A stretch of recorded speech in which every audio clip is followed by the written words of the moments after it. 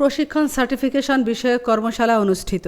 Programme on agricultural and rural transformation for nutrition, entrepreneurship and resilience in Bangladesh partner প্রোগ্রামের আওতায় দিনব্যাপী কৃষক প্রশিক্ষণ অন জিএপি সার্টিফিকেশন বিষয়ক প্রশিক্ষণ অনুষ্ঠিত হয়েছে। খুলনার রূপসা উপজেলা কৃষি সম্প্রসারণ অধিদপ্তর আয়োজিত এই কৃষক প্রশিক্ষণ অনুষ্ঠানে সভাপতিত্ব করেন রূপসা উপজেলা কৃষি অফিসার মোহাম্মদ জাহাঙ্গীর আলম।